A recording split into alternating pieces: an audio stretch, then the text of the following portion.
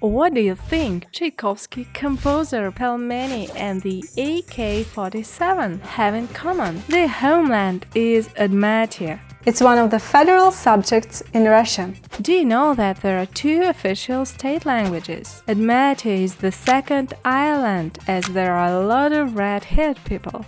The Ginger Festival is held annually in Эшъёс, the capital of our republic. And if you want to taste the most delicious pelmeni and Udmurt pizza that is called perepech, then you should learn the Udmurt language.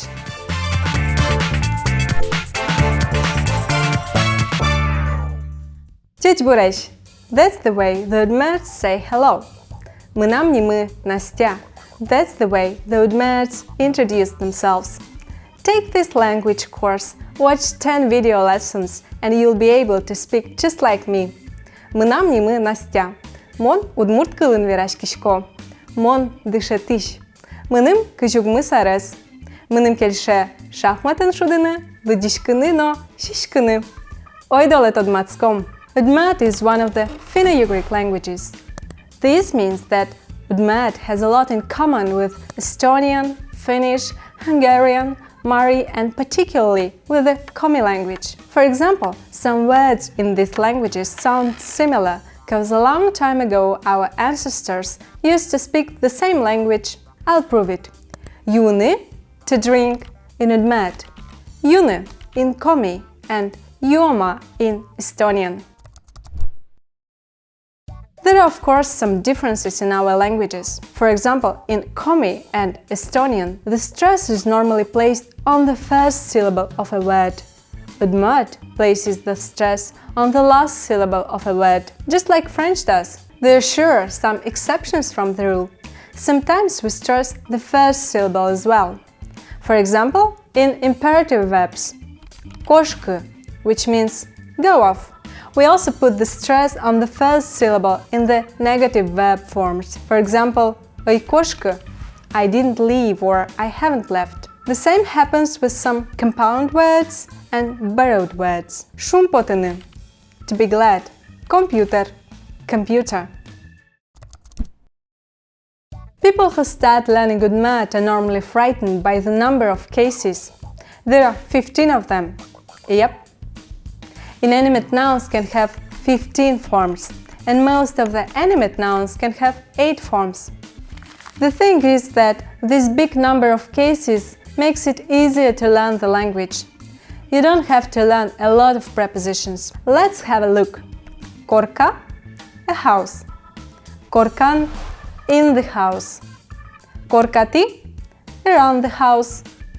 Korkash, from the house. We'll discuss that later in the next lessons. Stay with us! The good news is that Udmurt doesn't have a category of gender, unlike many languages do. We use a personal singular pronoun so to refer to both a man and a woman. Nil, a girl, is so. Pi, a boy, is so as well. The same pronoun we use to refer to all the other nouns in the third person. Коркасыле, соджужит, нылсыле, сочебер, писыле, соночебер, ишпишишке, сопичи. What else should you know before starting learning Udmurt? Our language doesn't have prepositions.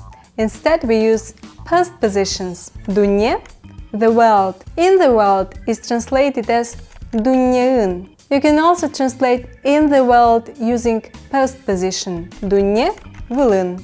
Dunye, kılın and dunyeın have the same meanings. You can use both. Word order in Udmurt is not as strict as in English, but you should remember that the verb is normally placed at the end of the sentence. For example, Dunye kılın, vitçüşimdon şurspala Udmurtёс уло. Жаляса верано, вань Удмуртёс, анай кылынызы уг верасько. Ношмон вераськишко. Оскишко тино джоген вераськоды. These are the main features of the Udmurt language.